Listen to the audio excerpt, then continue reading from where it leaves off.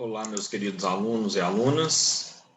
Iniciamos hoje a nossa aula 6, lembrando que nossa última aula foi a aula que trabalhamos sobre empréstimos compulsórios e contribuições especiais. Aqui a gente fecha um primeiro ciclo do nosso estudo e da nossa matéria, o qual nós pegamos toda a questão histórica do tributo e do direito financeiro e tributário como um todo. Chegamos até a nossa Constituição, então, vigente, explicamos a definição do que é tributo, mostramos quais são as espécies tributárias existentes e, com base nisso, nós temos hoje aí as definições de cada espécie tributária dessa e a diferenciação de cada uma dessas espécies tributárias. Então, essa primeira parte da nossa aula de hoje nada mais é do que a gente fazer todo um contexto do que a gente trabalhou, do que a gente estudou, do que a gente representa aqui e do que a gente tem, justamente referente a essa situação. E quando a gente falou lá das 5 espécies tributárias, nós falamos dos impostos, das taxas, das contribuições de melhoria, do empréstimo compulsório e das contribuições especiais, trazendo a diferenciação de cada um. A primeira situação que nós temos dentro do nosso contexto, né, turma, doutrinário, as correntes tributárias. E as correntes tributárias, elas se dividem em 4 tipos de correntes, que é a dualista, a tripartite, a tetrapartite e a pentapartite. Professor, qual que é a corrente tributária certa? Não existe corrente tributária certa ou corrente tributária errada na doutrina. O que existe é a corrente tributária que melhor vai ser empregada a alguma situação. Poxa, como assim? E como que eu consigo justificar e como que eu consigo explicar isso? A corrente tributária dualista fala que os tributos devem ser divididos em apenas 2 partes, por isso de ser dualista ou bipartite, tá? E aí, como que você define isso? É como se eu estivesse apenas falando que os tributos são impostos ou taxas. E qual que é a diferença peculiar entre um e outro? Um é vinculado, as taxas são tributos vinculados e os impostos não vinculados. Ou seja, os tributos pela corrente dualista devem ser tão somente divididos entre tributos que são para formação de reserva financeira para o Estado e tributos que são pagos porque eu tenho uma contraprestação direta daquilo ali pelo que eu estou pagando. Então, essa é a primeira definição da corrente dualista. A corrente tripartite, ela pega a definição do artigo 5º do Código Tributário Nacional. Porque no Código Tributário Nacional vem e fala que tributos são impostos, taxas e contribuições de melhoria. Ou seja, ela considera como tributos apenas aqueles 3 tributos elencados no artigo 5º do CTN. Tá? Ela não é tão usual, porque durante o nosso curso nós já vimos aqui que a corrente pentapartite, ela traz todos os tributos em específico, impostos, taxas, contribuições de melhoria, contribuições especiais e empréstimos compulsórios. Então, a pentapartite, ela considera artigo 5º do CTN, mais os artigos da Constituição, que são 194, 195 e 148, que fala do empréstimo compulsório e as contribuições especiais. Então, a pentapartite, hoje, é o que o nosso sistema constitucional, junto com o Código Tributário Nacional, estabelece. E a diferença da tetrapartite é que ela define contribuição como se fosse uma coisa só. Ela não divide contribuição de melhoria com contribuição especial, ou seja, ela considera que contribuição é tudo a mesma coisa, independentemente se for melhoria ou especial. Tá? Então, essas são as diferenças peculiares nas doutrinas, porque as doutrinas falam das correntes, inclusive antes mesmo de falar de cada espécie tributária. Eu faço ao contrário, eu prefiro explicar cada espécie tributária, que aí, ao explicar cada corrente tributária aqui, igual eu falei, fica mais fácil a gente visualizar. Se vocês tiverem alguma dúvida correspondente a essa situação, anotem e fiquem à vontade para a gente discutir também. Tá ok? Depois, nós temos as classificações doutrinárias aí dos tributos, né? Então, lembrando, a gente tem que lembrar que os tributos podem ser classificados pela sua competência, que eles podem ser de competência estadual, federal ou municipal, e temos a competência cumulativa do Distrito Federal, artigo 147, né? Ou seja, quando eu tenho uma competência, um tributo privativo, é somente aquele ente que pode estipular. Quando eu tenho um tributo comum, eu tenho um tributo comum, mas cada um dentro da sua competência, tá? Então, exemplo, o que seria um tributo privativo? Se eu falo que empréstimo compulsório e contribuições especiais são privativos da União, só compete à União instituí-los. Se eu falo que impostos, taxas e contribuições de melhoria podem ser estipulados por qualquer ente da federação dentro da sua competência, eu estou chamando ele como tributos comuns. E se eu falo, lá no artigo 154, que somente a União pode criar novos impostos, eu falo que essa competência é residual e só cabe ela à União. Outra situação, forma de finalidade dos tributos. Eu tenho a finalidade fiscal, eu tenho a finalidade parafiscal e eu tenho a finalidade extrafiscal. Então, vamos lá. Finalidade fiscal é uma finalidade a qual o fisco só quer arrecadar. Exemplos, nós temos aí os impostos na sua forma geral, principalmente imposto de renda. Ele tem um intuito sempre de arrecadar. Uma finalidade parafiscal é uma finalidade destinada a um determinado intuito. Então, exemplo, as contribuições especiais sociais que a gente aprendeu, elas são parafiscais. Por quê? Elas são criadas e instituídas para financiar a nossa seguridade social. E a finalidade extrafiscal é uma finalidade que, além de querer arrecadar, o fisco consegue regular o mercado. Exemplos: a CID combustível, que eu já expliquei para vocês, né? Um imposto sobre produto industrializado, um imposto sobre operação financeira, que a gente teve modificação dele agora recentemente, ou seja, ele é parafiscal, ele é extrafiscal, porque o Poder Executivo consegue alterar ele de acordo com o que a economia exige, tá? Então, nós temos o IOF, o IPI e... Espera aí que eu estou lembrando mais um aqui. IPI, IOF. O outro vai vir, gente. Deixa eu lembrar aqui, que daqui a pouco eu falo ele. Tá? Tá lá no artigo 100 e... Deixa eu buscar aqui para não ter este problema. São um minutinho. Artigo 153. Importação e exportação, tá ok? Então, é IPI, importação e exportação, e IOF. São os 4 impostos aí de característica extrafiscal, para regular mercado. Outra situação de classificar o tributo, nós aprendemos, é ele ser vinculado ou não vinculado. O que quer dizer isso? Ele ser vinculado ou não vinculado é justamente ele ter uma destinação específica ou não, igual a gente falou. E o quinto item é uma repercussão do encargo financeiro. Ele é um tributo direto ou indireto? O que é isso? O tributo direto é aquele tributo que nós, contribuintes, temos que dar conta de pagá-lo. E a gente não consegue transferir a uma terceira pessoa. Então, tipo, o IPVA do seu carro você consegue transferir a uma pessoa? Não, é seu, o carro é seu, você tem que pagar.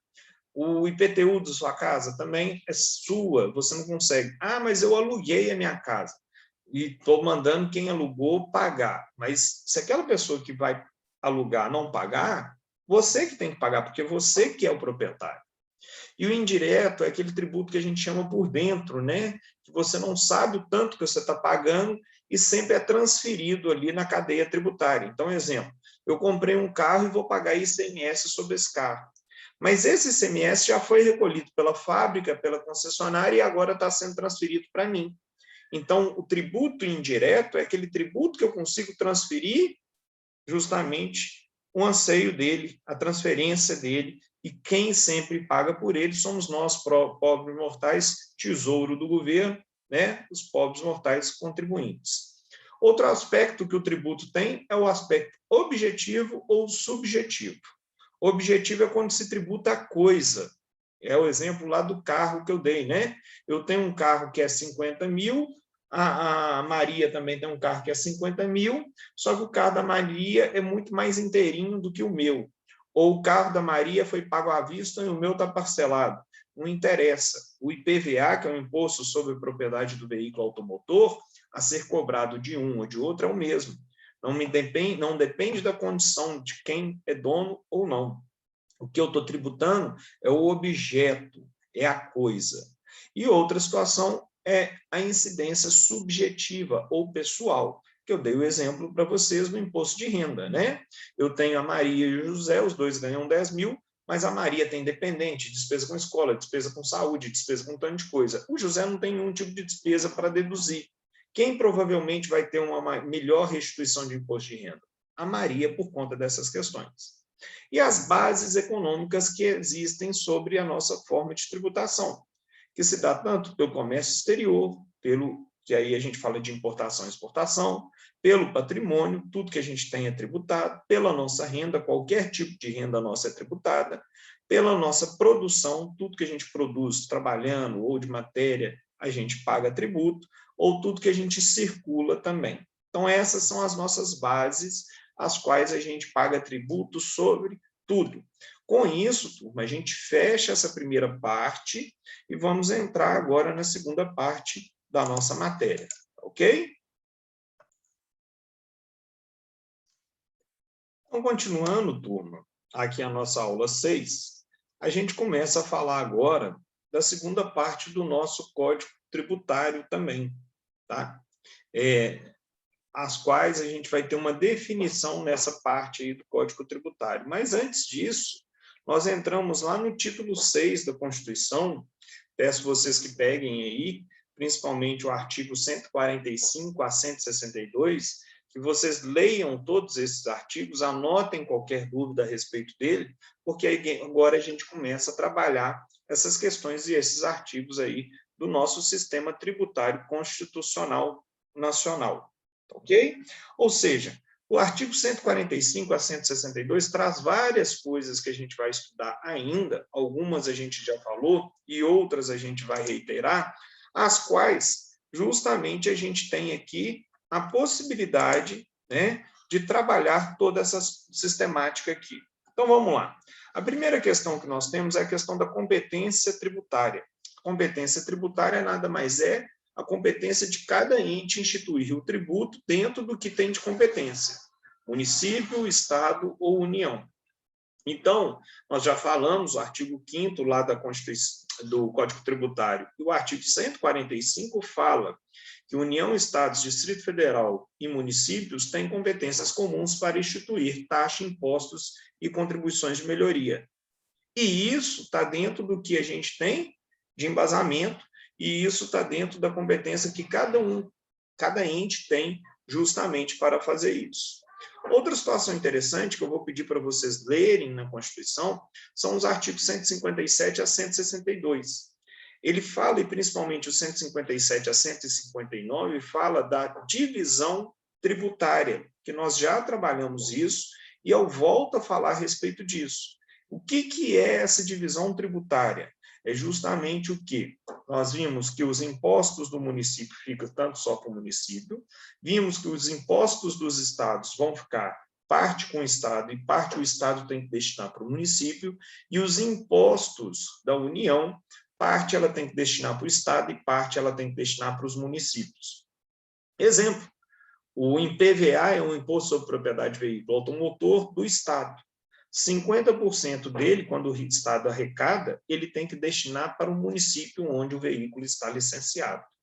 Então, é interessante lembrar que nós temos um sistema tributário cooperativo entre estados, União e municípios. Tudo que é imposto do município fica só na mão do município, tudo que é do estado fica na mão do Estado e parte ele tem que repassar para o município, e tudo que é da União, parte ela tem que repassar para o Estado e parte ela tem que repassar para o município.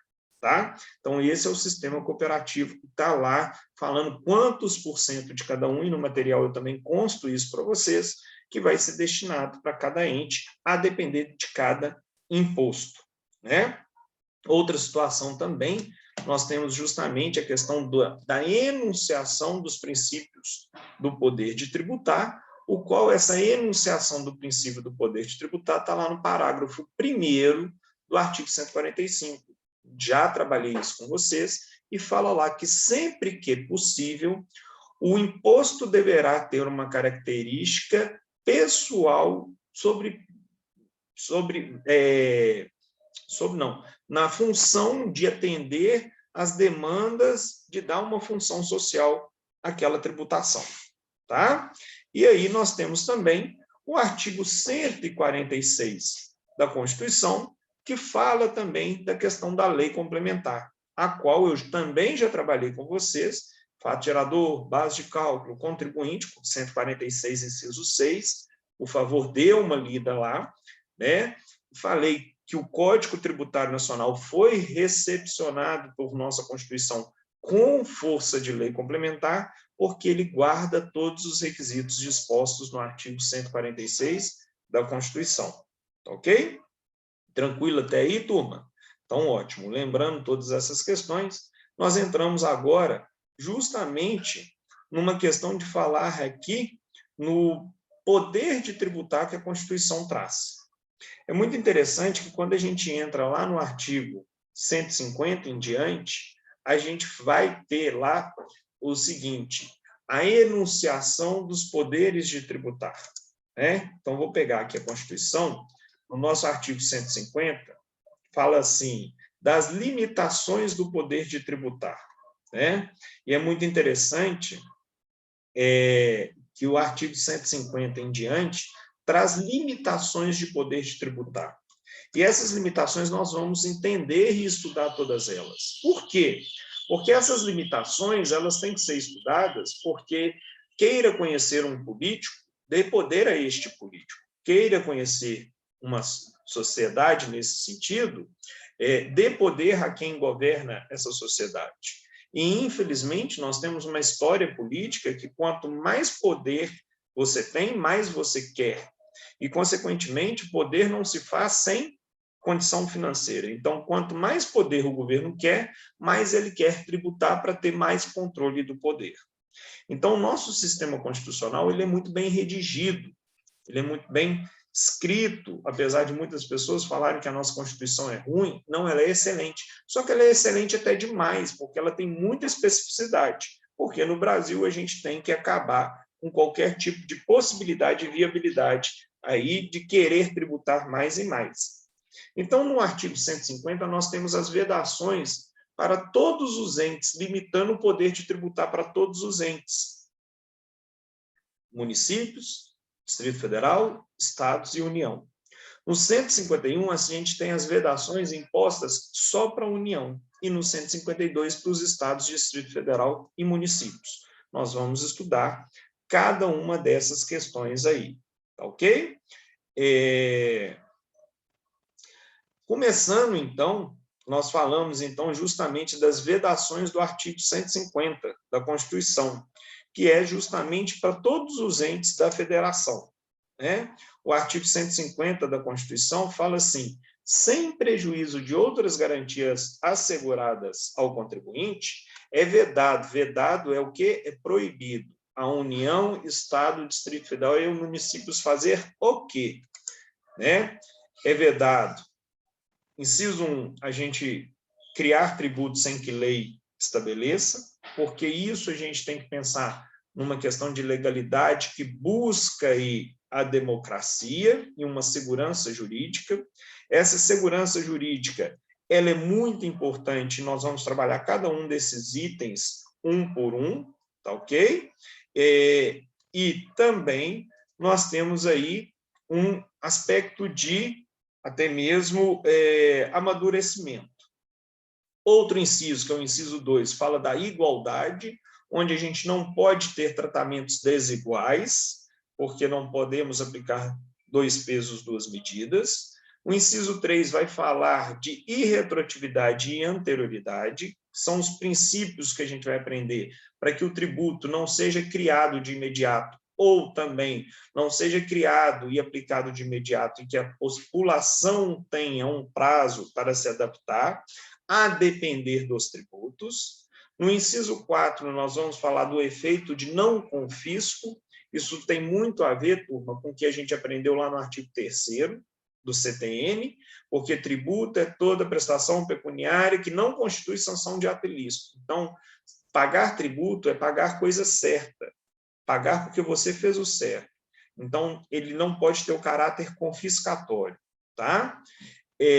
Também vamos ver no inciso 5, que não é possível a limitação do tráfico de pessoas, e vamos trabalhar as imunidades genéricas, né? Que é a proteção aí de várias instituições que a gente vai falar acerca disso. E outras normas que a gente vai falar acerca de toda essa situação, né? Nós temos aí o princípio também da transparência, que está lá no artigo 150, parágrafo 5º, que fala: a lei determinará medidas para que os consumidores sejam esclarecidos acerca dos impostos que incidam sobre mercadorias e serviços. Então, quando vocês fizeram aquela atividade lá, que eu pedi para vocês, para pegar o custo tributário que vocês têm de cada situação, existe hoje uma lei que determina que todo cupom fiscal, nota fiscal, venha a carga tributária inserida. Esta lei foi criada e embasada nesse parágrafo 5º do artigo 150. Tá ok? Temos também a substituição progressiva e regressiva, que são aquelas que eu expliquei para vocês que começaram lá no período da Revolução Industrial, ou seja, eu tributo de forma anterior, eu tributo de forma posterior. É o exemplo lá da produção do leite ou a produção da cerveja. Qualquer dúvida, turma, anotem e a gente sana elas na nossa aula online aqui, tá? E também nós temos o parágrafo 7º que fala justamente isso, né?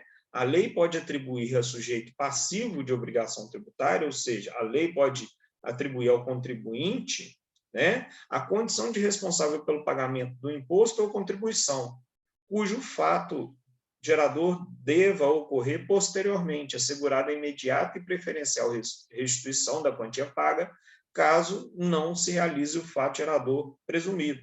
Então, exemplo, a fábrica de cerveja, quando ela vende a cerveja, ela já recolhe de forma presumida toda a tributação que vai ser cobrada até o consumidor final receber.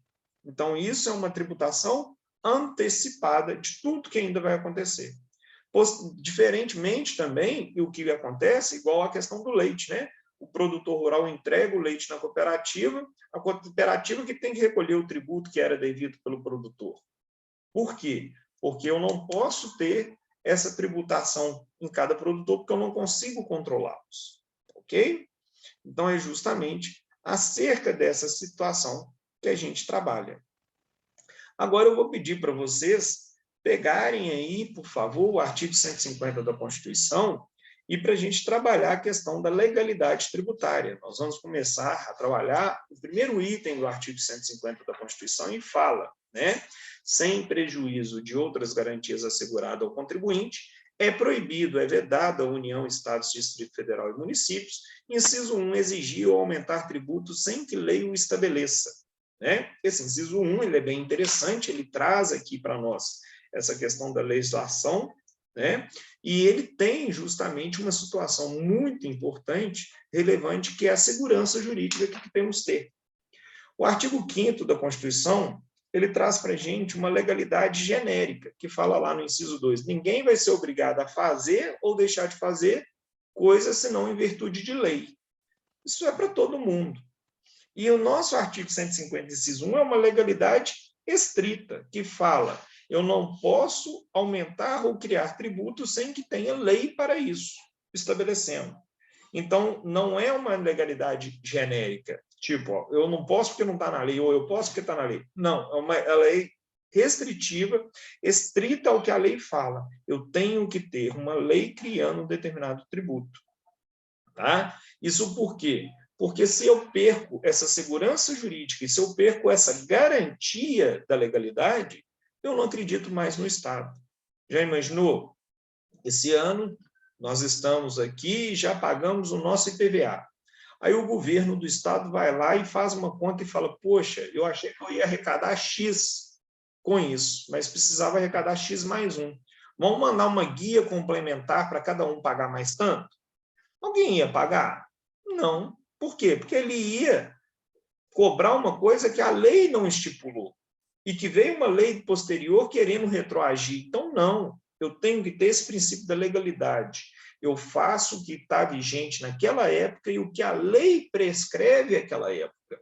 Tá? Porque senão a gente teria um caos jurídico no nosso sistema tributário. Então, lá no artigo 150, parágrafo 6º, também fala: qualquer subsídio ou isenção, redução de base de cálculo, concessão de crédito presumido, anistia ou remissão relativa a imposto, taxa, contribuição, só pode ser concedido mediante lei específica, federal, estadual ou municipal, que regule exclusivamente as matérias acima enumeradas ou o correspondente tributo ou contribuição. O que eu estou falando? Eu estou falando que qualquer benefício tributário, turma, que for realizado, que for exercido, ele só pode ser feito também mediante lei, justamente para a gente ter toda a configuração disso. Além disso, a legalidade está descrita lá no artigo 3º do Código Tributário, né? Lembra? Tributo é toda prestação pecuniária em moeda ou cujo nela se possa exprimir, que não constitui sanção de ato ilícito, instituído em lei, tá ok? E cobrado mediante atividade administrativa plenamente vinculada.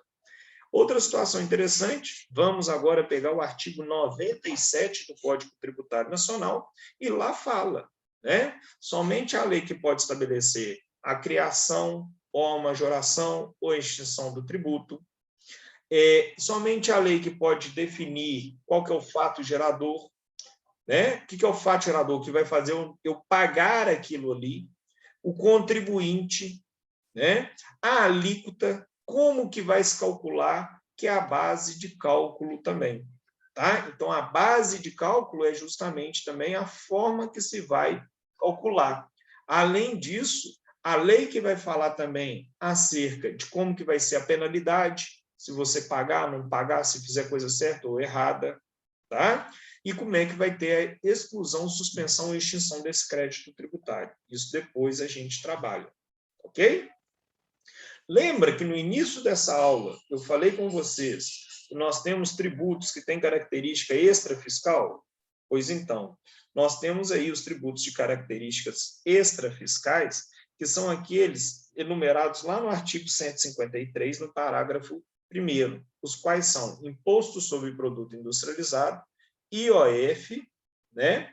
E o Imposto de Importação e Exportação, igual eu falei. Por quê?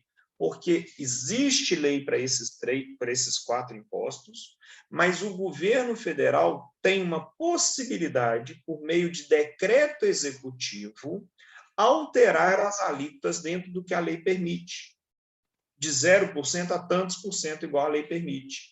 E essa alteração pode se dar mediante decreto executivo, ou seja, um decreto do presidente da República, no intuito de regular mercado. Então, se ele tem característica extrafiscal, é de regulação de mercado. Por que é IPI, IOF, importação e exportação? Importação e exportação, nós já falamos, é a questão da nossa máquina estatal em nível de exportar e importar sempre, né? IOF, operação financeira. Vocês viram agora, o governo aumentou o IOF aí para arrecadar e fazer mais um caixa. Inclusive, foram dúvidas aí da aula passada suscitadas. E o IPI, se eu aumento o IPI, eu desestimulo a venda e comercialização e industrialização. Se eu diminuo o IPI, o produto fica mais barato para o consumidor, o consumo aumenta também acerca disso. Então, está lá no parágrafo 1º o seguinte: é facultado, ou seja, pode o Poder Executivo, atendidas as condições e os limites da lei, alterar as alíquotas dos impostos enumerados no inciso 1, 2, 4 e 5 do 153. Então, é justamente isso. Eu alterar para buscar aqui justamente a minha situação aqui tributária a qual eu almejo. Ok? Outra situação, peço a todos vocês que leiam todo o artigo 62 da Constituição Federal. O artigo 62 também traz para a gente as questões das medidas provisórias e a necessidade delas ser aprovada para não perder, né, a sua eficácia. Tá? E depois entramos numa outra situação que se fala justamente em igualdade tributária, né? Que é justamente o inciso 2 do artigo 150 da Constituição. A igualdade tributária, ela pode ser perante a lei ou na lei. Perante a lei é porque a lei vai tratar todo mundo igual. E na lei ela vai fazer uma distinção. Então, exemplo, quando a gente aprender lá o IPVA, nós vamos ver que o IPVA, como um todo, aplica-se para todos os donos de veículos automotores. Mas dentro da lei, ele difere as alíquotas.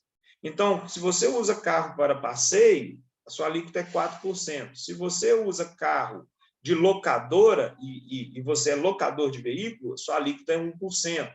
Se você usa caminhão, a alíquota é outra. Então, você tem diferenciações dentro da lei, mas existe igualdade na lei também referente a isso. Então, é muito importante, na lei, você ver os tipos de igualdade trazidos. Tá?